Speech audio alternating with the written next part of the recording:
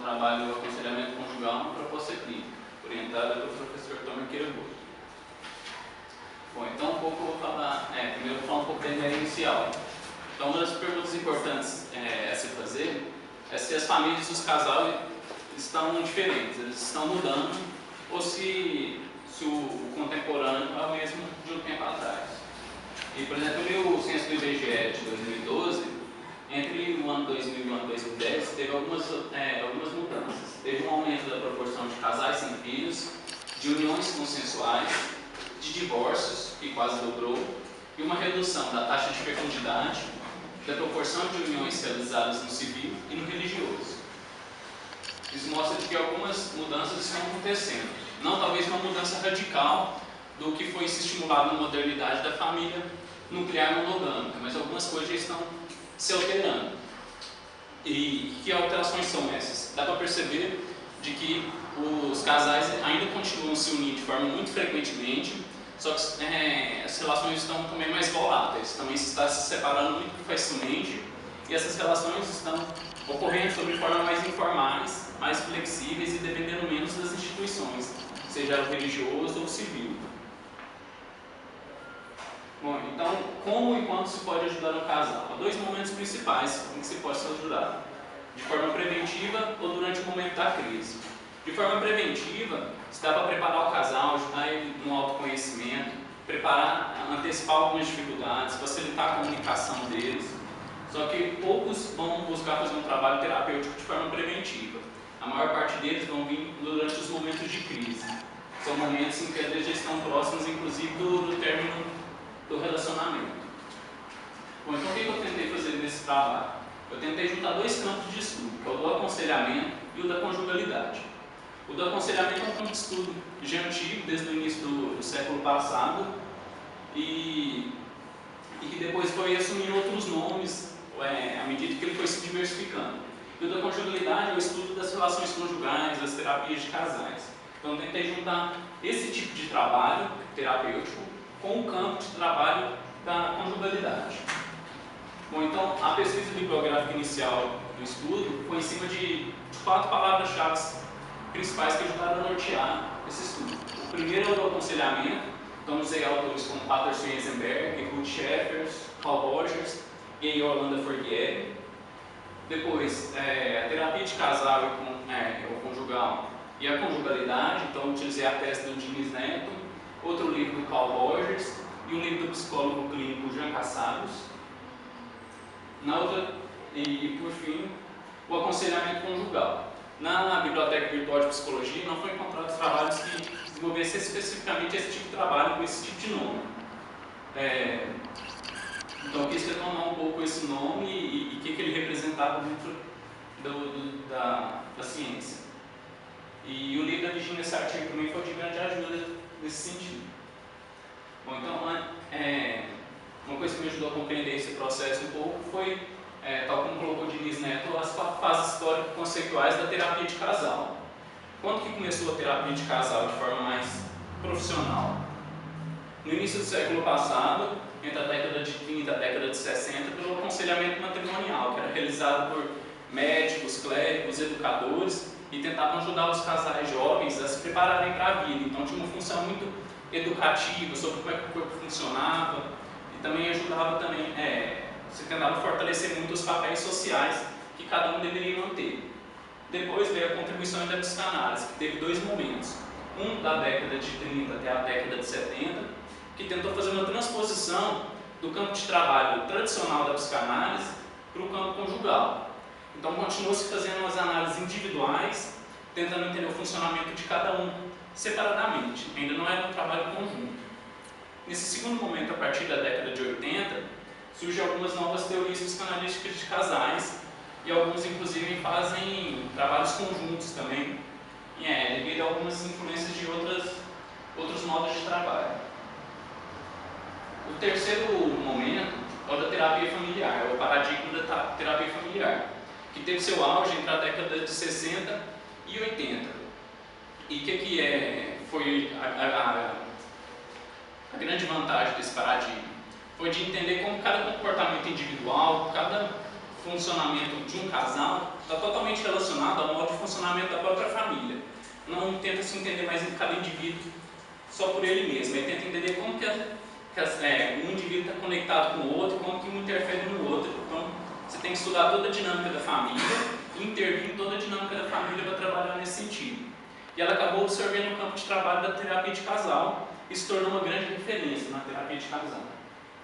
A contemporânea quarta fase, foi a partir da década de 80, o que vai caracterizar ela é um grande aprofundamento teórico, mais estudos, mais pesquisas, centros de formação e uma grande diversificação em diversas abordagens diferentes.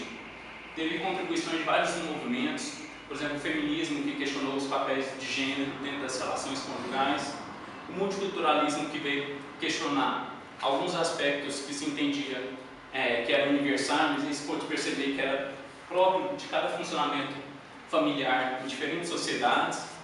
Então isso ajudou a relativizar um pouco essa ajuda com o casal.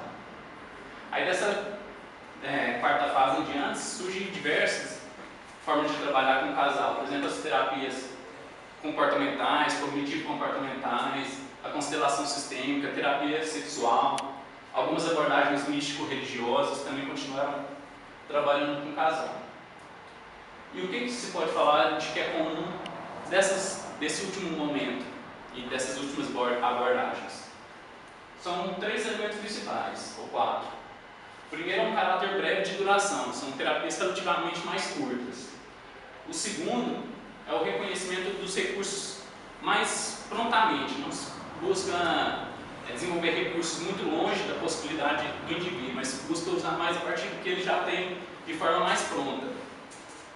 E o terceiro é focar na emergência e na urgência de algum problema específico, geralmente é até a queixa traga pelo próprio casal. Então você tem um foco mais nisso e um foco mais no presente e nos próprios aspectos relacionais. Não se focalizou tanto na questão do passado, da história de cada um. E essas características também vão ser comuns ao próprio modo de trabalho do aconselhamento e às abordagens chamadas psicoterapias breves também. Então são características comuns desse tipo de trabalho, o aconselhamento psicológico. O aconselhamento ele surge no início do século passado nas instituições, nas organizações, nas instituições educacionais, e tinha um sentido ainda muito orientativo, de orientação vocacional, de ajudar a escolher a profissão, de orientar alguém dentro de uma empresa, no trabalho. Mas aí, depois ele se estendeu para a clínica também. O aconselhamento é a prática de dar conselhos? Não. O aconselhamento, ele refere a palavra conselho no outro sentido, no sentido de pessoas que se unem, que se juntam para discutir e deliberar sobre algo em comum.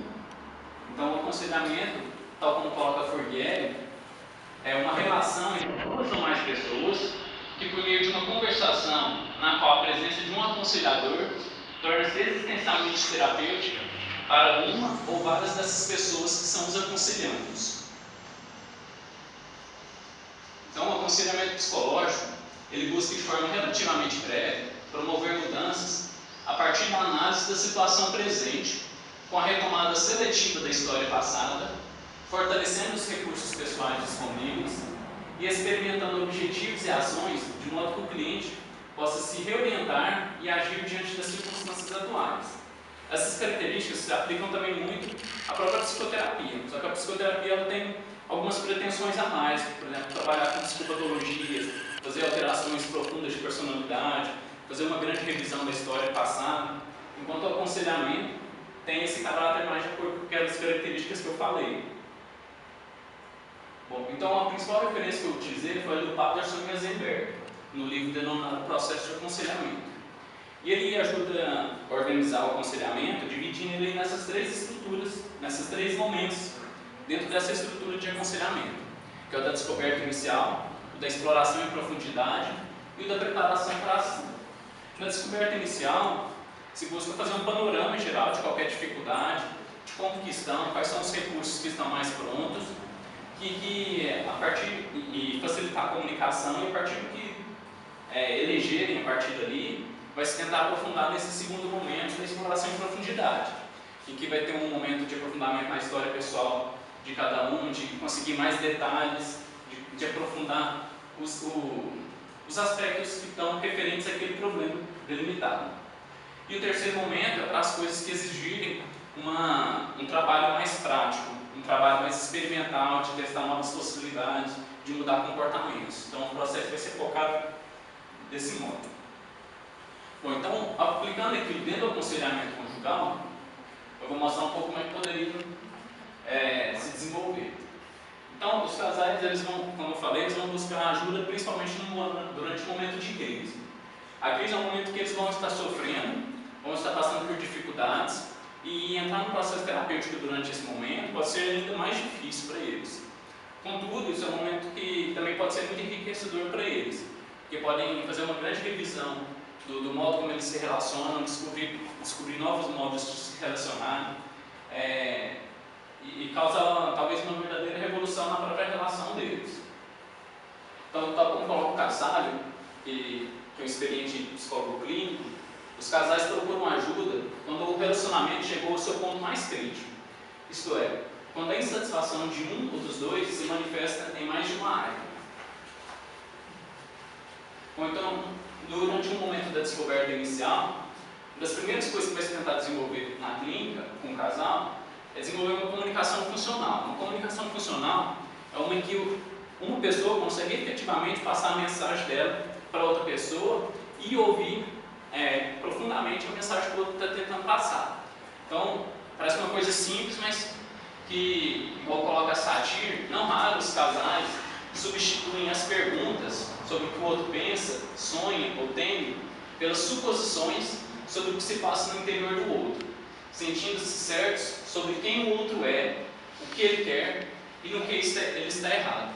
Então acontece uma cristalização do conhecimento de um sobre o outro. Então acredita que já conhece o outro, já sabe o que o outro quer, então não se pergunta, não se discute.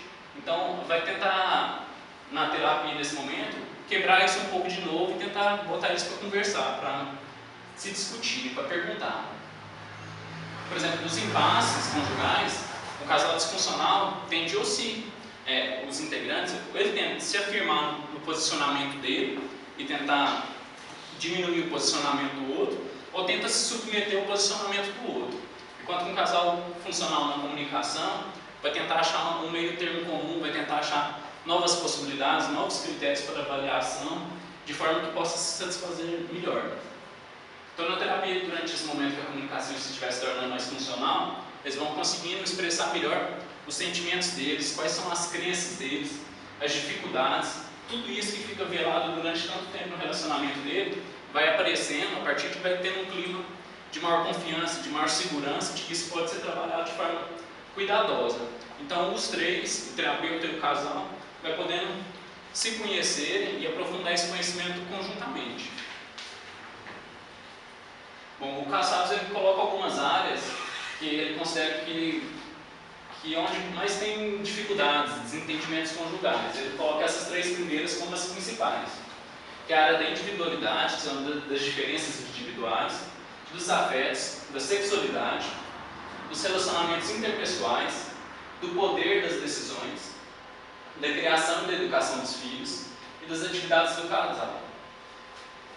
Bom, então, durante esse período da descoberta inicial, esse primeiro momento da terapia, você vai tentar eleger quais são essas dificuldades, qual que é a centralidade da dificuldade do casal e bolar um projeto para como que você vai trabalhar isso dali em diante, em que você vai aprofundar, mesmo que tenha vários problemas, sobre o que a gente vai aprofundar.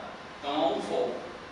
Então, em cima desse foco, você vai tentar descobrir quais são os recursos que tem para poder lidar com ele e também quais são as disposições que cada um deles vão ter para realmente trabalhar sobre aquilo.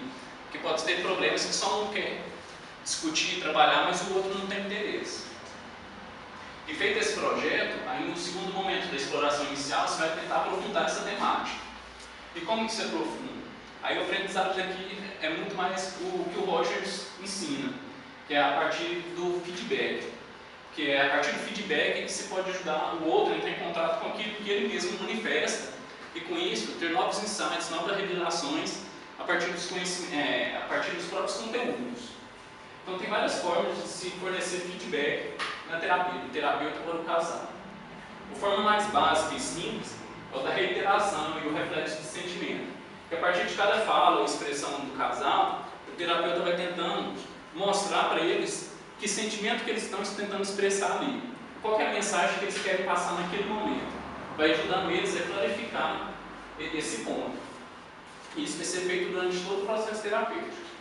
Então, enquanto no momento inicial a empatia era na tentativa de se descobrir sobre o que eles querem falar e discutir, agora você vai saber exatamente o que discutir, quais os detalhes que se deve acrescentar a isso, como se vai dar esse aprofundamento.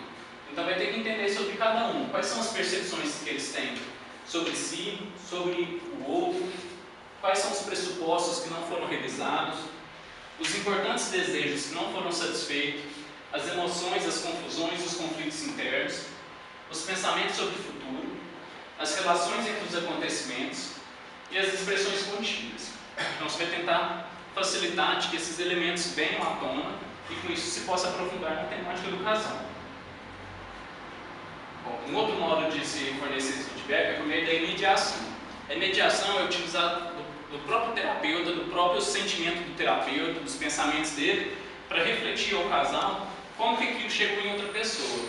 Então, por exemplo, quando o terapeuta expressa alguma coisa que ele sentiu a partir do que algum dos casais falou, algum dos integrantes do casal falou, eles podem entrar em contato sobre como que chega ao outro, o que isso gera no outro quando eles dizem desse jeito, quando eles falam dessa em relação um ao outro, o terapeuta em relação à pessoa, aos conteúdos da própria pessoa, a manifestação verbal e a manifestação não verbal, pode ser em vários níveis. Aqui tem um exemplo fictício em que o terapeuta pode falar para o marido, por exemplo.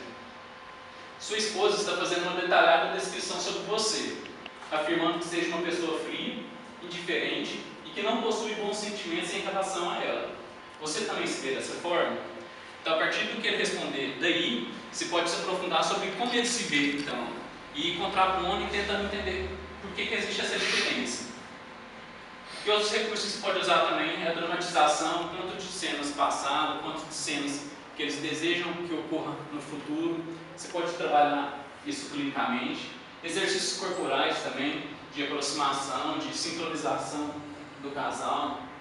A exploração seletiva do passado, a partir de alguma dificuldade que algum deles pode ter, alguma coisa que entravou na história pessoal, e de que, inclusive, ao se revelar conjuntamente na sessão, pode ser de grande valor por ter a cumplicidade do parceiro ali.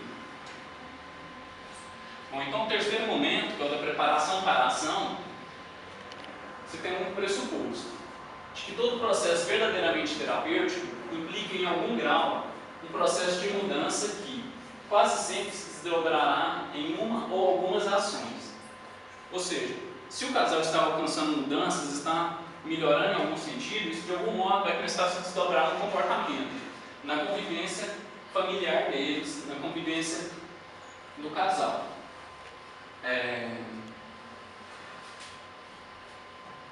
Então, enquanto no momento anterior era necessário uma alta sensibilidade do terapeuta, uma alta subjetividade do terapeuta para conseguir captar esses conteúdos, agora é um momento que necessita mais de uma objetividade, de uma reflexão e um conhecimento da realidade social do casal para que ele possa pensar novas possibilidades. O que é realmente uma nova possibilidade? Uma possibilidade alternativa para aquele casal. Durante os 2 primeiros momentos iniciais, boa parte dos casais já podem ter resolvido boa parte ou quase completamente o problema deles, dependendo de quais sejam exatamente. Porque quando se desenvolveu a comunicação, a compreensão mútua, isso já pode ter esclarecido alguns pontos que já estavam gerando tensão no casal. Bom, então o Patterson Eisenberg ajuda a colocar alguns procedimentos para determinar e para planejar uma solução de problemas e uma tomada de decisão. São passos simples, mas que ajudam a sistematizar um pouco. E primeiro é determinar o problema claramente. Então, se não foi resolvido até agora, o que se deseja a partir dali? Então, falar exatamente qual é o problema. Depois, reunir as informações necessárias que estão ligadas àquilo, acrescentar os detalhes a ela, desenvolver e avaliar e pensar as novas alternativas de comportamento, escolher algumas e implementar e experimentar durante o cotidiano. E a partir do que eles forem vivenciando, isso vai sendo trago de novo para a clínica e juntamente o terapeuta e o casal vai se avaliando os resultados em sessão, trabalhar as novas dificuldades que foram encontradas, pensar se outra alternativa é a que deveria se experimentar a partir dali. E se necessário, repetir o processo. Pode ser quanto ao mesmo problema, para poder aprofundar ele, ou então algum outro problema que surgiu, ou então algum outro que já está determinado no início. E outras coisas que podem acontecer também são encaminhamentos, continuidades. Por exemplo, pode ter um encaminhamento, você pode sentir que uma atividade de dança conjunto para o casal pode ser uma coisa que pode ajudar na aproximação da qual eles não estão tendo, ou então a continuidade no próprio processo terapêutico, depois de algum tempo em que eles puderem experimentar cotidianamente as mudanças que eles foram conseguindo e depois voltar para a terapia para se aprender isso nesse sentido. Bom, então finalizando, o que eu quis apresentar aqui foi um modelo aberto e flexível em que se foi juntando alguns pedaços, junto alguns pedaços de diferentes abordagens também, e que se tenta fazer um modo coeso de trabalhar com o casal. Mas tal como o Patterson Rosenberg já coloca no livro dele, o aconselhamento pode ser feito de várias formas, sobre várias abordagens, e cabe a cada terapeuta também encontrar os modos mais viáveis de se trabalhar do modo dele. Então é isso, obrigado.